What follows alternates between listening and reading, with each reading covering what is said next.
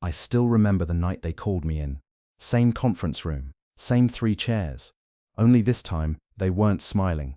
"We think the company's outgrowing your role," one of them said. The other just nodded, avoiding eye contact. After 6 years of building everything side by side, I wasn't just surprised. I was disappointed. They had prepared the paperwork, neatly printed, highlighted. "It's nothing personal," they said, but it was.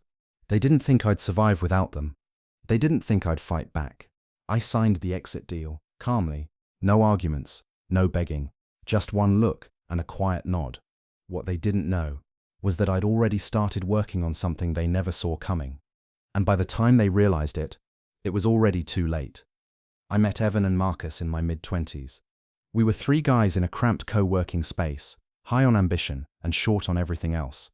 We had no money, no connections, just a rough idea and an ugly pitch deck. What we did have was time. Time to burn, time to build, time to fail and try again. Back then, our friendship felt like the real asset. I handled the back-end systems. Evan was the talker. Sales, investors, that whole dance. Marcus, he was the connector. Always knew a guy who knew a guy. We worked out of cafes, shared Ubers, and split meals. There were nights we slept under the same roof, not because we wanted to, but because we had to. When our first big client signed, we didn't celebrate at a steakhouse. We got tacos from a food truck and shared 1 beer. And yet that night felt like we had the world. The growth came fast after that. 1 client became 5. We hired interns, moved into a small office, then a bigger one. Suddenly, people were calling us founders. But here's the thing about fast success. It doesn't build character, it reveals it. Marcus started coming in late, acting like a rock star. Evan, he was already dressing like a VC blazer over a hoodie, like some Silicon Valley parody. Meanwhile, I kept my head down. I loved building things that worked. Clean systems, smooth operations. No noise, no drama. I started noticing little things. Meetings held without me. Decisions made and then updated to me after the fact. Investors I didn't know were looped in by them. At first, I ignored it. Told myself I was overthinking. That maybe, just maybe, we were all just busy and miscommunicating. But one night, I came into the office late. Their laptops were open. Slack was still active on the big screen. And in one private thread between the 2 of them, I saw the words, "He's great at what he does, but he's not a long-term fit for the vision." That one sentence hit harder than any board meeting or broken deal ever could. They weren't just planning ahead. They were planning around me. And I realized, in that moment, this wasn't our company anymore. It was theirs. Or so they thought. After that night, everything changed, but not on the surface. I still showed up early, still fixed everyone's tech mess-ups, still made sure our platform didn't crash every time we onboarded a new client. But now, I was watching how Evan started looping in his business school buddies for things I used to handle. They were preparing for something. I noticed how Marcus would accidentally leave me off calendar invites. A takeover. A reshuffle. What they didn't know was, so was I. The first thing I did was stop giving them full transparency. Not in a hostile way, just slowed the updates. I'd fix bugs and delay the changelog emails. I wasn't sabotaging anything. Build features without logging commits until launch. They wanted to freeze me out. Fine, just quietly separating my contributions from theirs. But I wasn't going to hand them the key to the kingdom on my way out. Said it was just for strategy-level planning. One day, Marcus mentioned a leadership summit in Chicago. A week later, I saw a photo on LinkedIn. I nodded, pretended not to care. Marcus, Evan, and 2 guys I didn't recognize, shaking hands in a fancy hotel lobby, captioned. They didn't even bother hiding it anymore. But I didn't confront them. Excited about what's next. I started designing a new infrastructure. Not for them, but for me. Instead, I did what I do best. I built. Didn't rage, didn't send a bitter email. Something that could be deployed elsewhere. Something modular, efficient, scalable. Something that could run circles around our current system. I also started speaking to some of our ex-clients, the ones we'd lost because Marcus had overpromised and underdelivered. On weekends, I coded in silence. At night, I sketched out the architecture. They hated the way we'd handled their accounts, but they never blamed me. Turns out, they still trusted me. They liked me. One even joked, If you ever do your own thing, I'm in. I didn't reply. I just smiled and said, appreciate that. Meanwhile, inside the company, Evan and Marcus started ramping up their exit plan. After that night, everything changed, but not on the surface. I still showed up early, still fixed everyone's tech mess-ups, still made sure our platform didn't crash every time we onboarded a new client. But now, I was watching. I noticed how Marcus would accidentally leave me off calendar invites. How Evan started looping in his business school buddies for things I used to handle. They were preparing for something. A reshuffle. A takeover.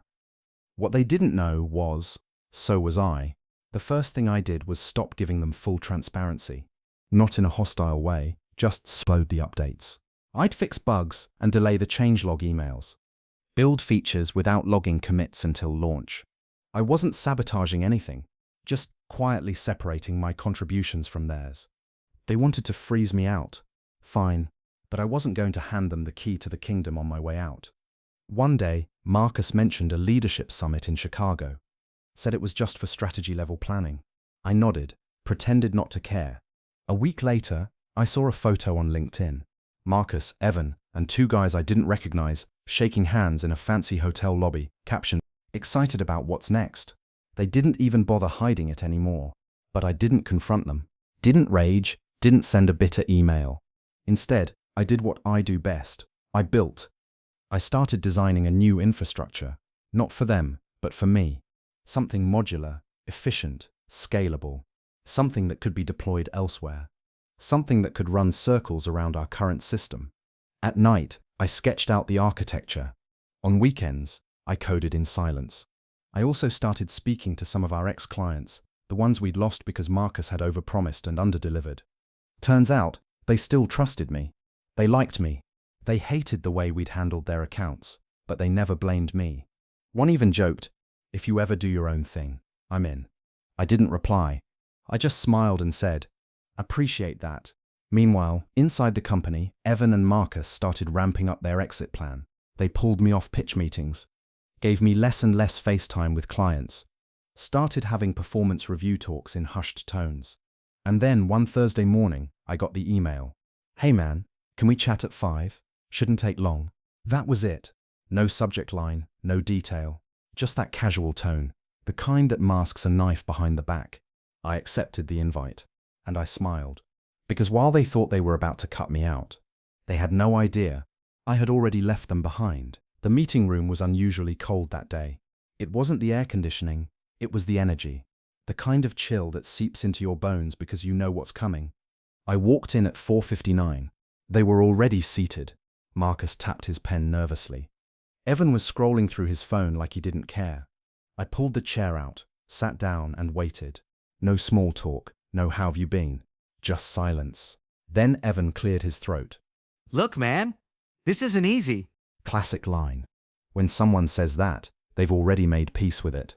We've been talking with the board, he continued, and it feels like your position's no longer aligned with where we're headed. Marcus chimed in, softer. It's not about your work. You've done amazing things. It's just strategically we're moving in a different direction. I didn't say a word. They slid the manila envelope across the table. Severance papers. Clean exit. An NDA. 6 months of hush money. I scanned it.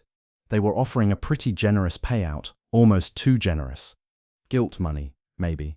Or insurance. Either way, I wasn't going to argue. I looked up at them. Smiled.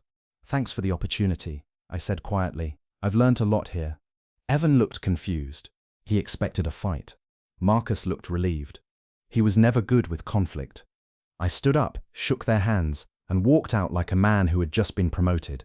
Because in my head, I had. On the elevator ride down, I didn't feel sad, or betrayed, or even angry. I felt focused.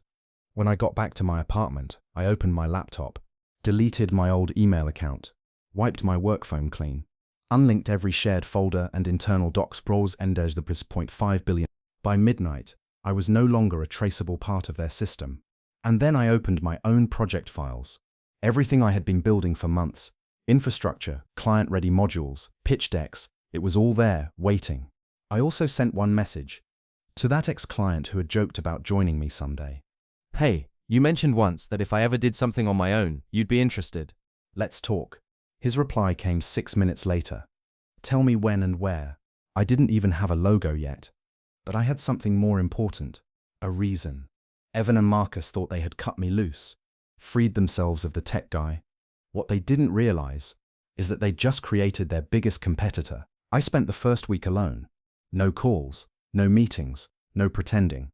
Just silence, coffee, and long nights staring at code that no one had asked me to write yet. No one was asking me. No one was approving me. But that was the difference now. I wasn't building a resume. No one was holding me back. I was building revenge. Real revenge, the kind that shows up on their quarterly reports and makes their investors nervous. Not slashed tires or anonymous emails. Not the petty kind. I spent the first week alone. No calls, no meetings, no pretending. Just silence, coffee, and long nights staring at code that no one had asked me to write yet. But that was the difference now. No one was asking me. No one was approving me. No one was holding me back. I wasn't building a resume. I was building revenge. Not the petty kind. Not slashed tires or anonymous emails. Real revenge, the kind that shows up on their quarterly reports and makes their investors nervous. The kind that grows quietly until it's too late to stop. I started with what I knew best, simplicity and speed. Our old company had become bloated, 10 layers of approval just to change a button. I wanted the opposite. My new platform was clean, fast, user-first. No over-engineering, no buzzwords, just tools that worked and made clients' lives easier. Meanwhile, I reconnected with a few more ex-clients. I didn't pitch anything. I just asked how they were doing, what they were struggling with. One by one, they opened up. Their service has gone downhill. Too many account managers, not enough action. Honestly, we miss the way you used to handle things. I let those words sit. Didn't rush. Didn't sell, just listened. Then, when the time was right, I showed them a demo. Nothing fancy, just a basic prototype on my laptop. But it worked, and it was mine. One client, a logistics startup, agreed to test it out. No contracts, no promises, just a handshake and a 30-day pilot. I onboarded them that weekend. By Monday, their ops lead emailed me, "This is better than what we're currently using." That single sentence hit harder than any investment round or press release ever had. It meant I wasn't just reacting. I was creating. While Evan and Marcus were likely polishing pitch decks and chasing Series B money, I was doing the one thing they'd forgotten how to do: deliver. My client shared the platform with a friend at another company. That friend called me. Then another. Suddenly, I was on Zooms all week, walking people through my system, fixing bugs on the fly, improving UX between calls. No investors. No board. Just me and progress.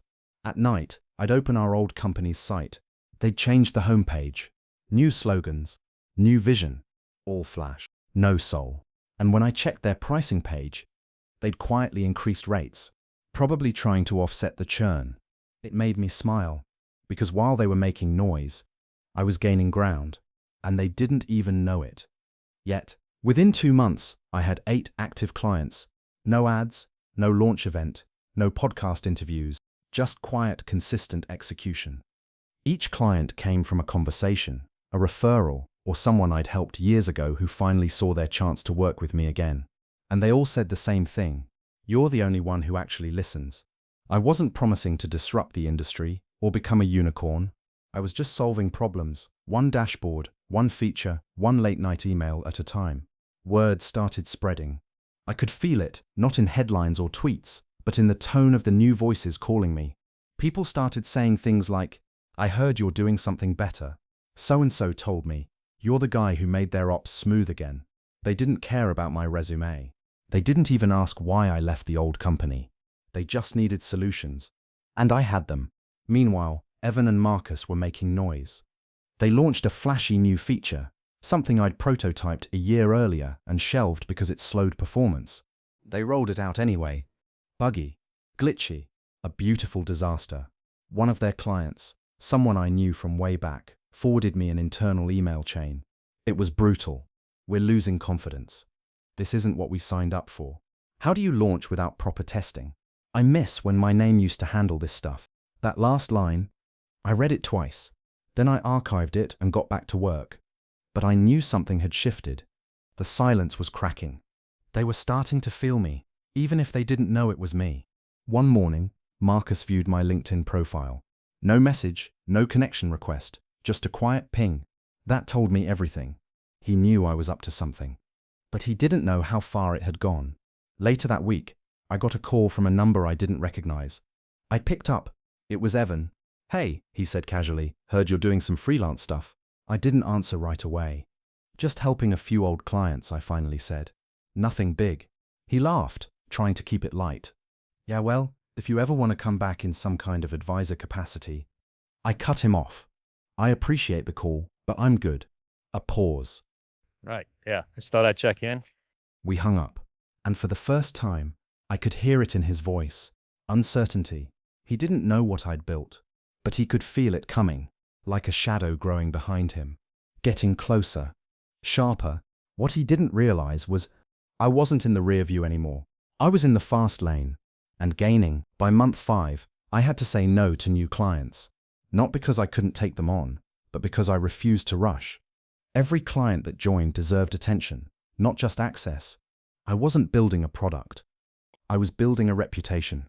And while my calendar filled with quiet growth, something louder was happening elsewhere. Evan and Marcus were bleeding. At first, it was just murmurs. Their support team hasn't replied in days. We asked for a custom integration and got a canned response. Then it turned into movement. One of their legacy clients, a big one, dropped them. No warning, just pulled the plug. I found out when that same client reached out to me. "We need someone who actually knows what they're doing. You interested?" I didn't gloat, didn't even mention our shared history. I just booked the call, gave them a full walkthrough of my system, and let the numbers speak for themselves. They signed within a week. That single move shifted the balance. The client's departure made headlines in our niche sector blogs. And suddenly, people started connecting dots. Why were these respected businesses switching vendors? Who was this quiet consultancy everyone kept whispering about? And then I saw it. A job post from Evan's company, looking for a new head of engineering. That was my role, my legacy, and they were already on their 3rd replacement. They'd burned through 2 in 6 months. Because they thought what I built was just code. They never realized it was culture. One of my former team members reached out privately. "Things are chaotic here. No direction, no ownership. You were the glue, man." That hit me harder than any analytics chart, because it proved something I had always suspected. They never valued me. They only valued what I made for them. Now they were learning what it costs when you treat builders like tools. Meanwhile, I was on a video call with a European partner, someone I'd never met before. They said, "We've heard about you, the silent guy who's eating market share without making noise." I chuckled. "I'm not trying to eat anyone's lunch, I'm just cooking my own." But they weren't wrong. What started as a solo act was evolving into something bigger. I brought on a part-time designer, then a backend dev I trusted from years ago, then a client success manager, my old colleague who'd quit after I got fired. We didn't work in an office. We didn't post on LinkedIn. We just delivered. And the more we delivered, the more they stumbled. Evan tried damage control, new branding, a podcast appearance, a blog post titled "The Future of Scalable Teams." I read it. It was all fluff, no soul. The comments were brutal. Didn't they just lose a major client? Wasn't my name the one who built their whole backend? Seems like they peaked a year ago. I didn't reply, didn't correct anyone, but inside I knew. The quiet revenge was working, and they were finally hearing the echo. By month 7, I didn't need to chase anything. Referrals poured in, investors sniffed around, podcasters sent invites. Industry blogs speculated, but I stayed quiet. No press kits, no launches, no story. Let them guess. It started with a LinkedIn post. Someone shared their experience with our platform, called it refreshingly human. That one post got 12,000 impressions. Then someone else chimed in. "I've been using this system for 2 months, hands down better than anything I've tried." A third person replied, "Wait, isn't this the platform that replaced Evan's company at that logistics firm?" Boom. That comment sparked it. A full Reddit thread popped up. Who's the mystery dev behind this killer ops tool? They tried guessing names. Some thought it was a former VP from a big tech firm. Others claimed it was a ghost project funded by a secret angel. No one guessed it was just me, sitting in a 2-bedroom apartment, wearing the same hoodie for days, building one line of code at a time. Meanwhile, Evan's company released an emergency update. Buggy. Rushed. It crashed one of their client portals live during peak hours. I got a DM from one of their frustrated users. "Dude, are you hiring? I can't deal with these guys anymore." It made me pause. Because now it wasn't just clients jumping ship. It was their people. Inside sources leaked things. Internal morale was crumbling. Deadlines missed. Turnover rates spiking. They tried to blame market pressures. But the truth was simpler. They had fired the soul of the company. And now that soul had a system. Leaner, faster, more human. I got an email from a niche tech blog. "We'd love to profile your journey. You're clearly doing something right." I didn't respond. Let them build the legend. Mystery was my moat. And the more people didn't know about me, the more they wanted to. Meanwhile, my platform hit a new milestone. 10 companies. Across 3 countries. All onboarded through trust, not hype. Each client got a personal video from me. No bots. No AI emails. Just a guy in a hoodie saying, "Thank you for believing in what I'm building." They respected that. Because in a world of noise, silence felt like truth. Evan and Marcus, on the other hand, kept shouting louder. New partnerships, new offices, a flashy announcement about AI-enhanced workflows. But it was obvious. They were scrambling, trying to outrun a ghost they created. And the best part? They still didn't know how deep it ran. How many of their former clients had joined me? How many of their team had messaged me in secret? How much of their old system still had my fingerprints on it? I didn't have a PR team, but I had something better. Their silence, their confusion, and their fear. And in business, fear spreads faster than facts. It started with an email. "Need help with ops. Urgent." Plain subject line, but something felt weighty. I almost skipped it. The sender was a director from one of the biggest retail logistics chains in the country. "We've been referred to you by 2 separate partners." They just wrote, "We'd never spoken. No mutuals. No soft intros. Our current vendor is failing. We need a transition plan. Fast." I didn't even need to ask who their current vendor was. I already knew. I took the meeting. They had a 3-year contract with Evan's company, but they were ready to eat the penalty to get out. "It's costing us more to stay than to leave," the director said. Because it wasn't just about bugs or slow support. That sentence, it echoed in my mind for days. It was trust. And once that's broken, there's no fixing it with a rebrand. I onboarded the entire operations team within 10 days. No drama, no press release. Just surgical execution. They sent me a signed retainer with 6 months up front. Not because of the money. I stared at the number for a minute. But because of what it represented. This was the deal Evan and Marcus had always chased. The whale. Quietly. And now it was mine. The one that would have put us on the map years ago. A contract that size doesn't leave without leaving a scar. The moment it went live, their internal systems must have felt the shock. 2 days later, Evan called. I didn't answer. And again, he tried again. "Can we talk?" Then Marcus emailed me. No subject line, no signature, just desperation. They knew. Not the details, maybe, but the effect. They were losing grip. Internally, I heard they held an emergency all hands. Tried to spin it as realignment, but even their own staff didn't buy it. That was the tipping point. An anonymous post popped up on an industry forum. "We just lost a major client, morale's dead, leadership's flailing," and became a weight. Investors noticed. The moment when I stopped being a whisper, 2 funds quietly exited Evan's company within a week. The valuation dropped. Rumors swirled. One morning, I opened their website. It had changed again. I kept building. Their founder's page was gone. It felt like watching someone erase their own name from a door they no longer owned, replaced by vague mission statements and buzzword soup. And still, I didn't gloat. No press interviews, no social media dig, no look at me now moment. Because I wasn't chasing victory. I was honoring the betrayal, but with results. My team, now 7 full-time, didn't ask much about the past. Not with noise. They just believed in the mission. But sometimes, late at night, I'd open the old files. Build what matters. Ignore what doesn't. Meeting notes from the early days. Our first logo sketches. Ideas we never shipped. And I'd remember, and how they burned it for ego, how we built something beautiful. Now, I'd built something stronger, untouchable, cleaner, and in the silence that followed, they finally understood what they'd lost. I never made a public statement, never posted a thread, never wrote a Medium article titled Why I Left. But people knew. The shift wasn't loud, it was tectonic. Clients started tagging me in conversations I wasn't part of.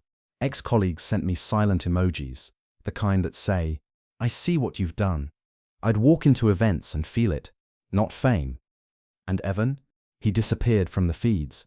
No more updates, no interviews, just silence. One morning, I got a message from an unknown number. "I messed up. You didn't deserve that. I was insecure. I let ego run the show. If you ever want to talk, I owe you that." No name. Didn't need one. I didn't reply, not out of spite, just peace. I had nothing left to prove. Because the real revenge was never about destroying them. It was about building something they could never touch. A few weeks later, I was asked to speak at a closed founder circle. Topic: how to build with integrity after betrayal. I almost said no, but I went. Sat in front of 20 entrepreneurs, all chewing through their own wars. I told them what I knew. You don't need noise. You don't need to clap back. You don't even need people to understand. You just need clarity and consistency. I told them about the dark days, the fear, the nights staring at the ceiling, wondering if they were right, if I really wasn't enough. And I told them how, piece by piece, you rebuild. Not to show them, but to remember yourself. After the session, one of them pulled me aside. "Man, that hit different. I've been trying to fight back loud, but maybe I need to fight quiet." I smiled. He got it. Later that night, I walked past the old office building.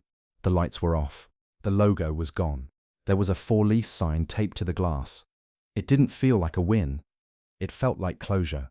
I stood there for a while, not gloating, not sad, just breathing. Thinking about the kid I was when we started it all, wide-eyed, hopeful, dumb in all the right ways. He wouldn't believe where we are now. And maybe that's the point. Because revenge isn't fire. It's forgiveness wrapped in freedom. And success? That's just silence. Loud enough for the whole world to hear.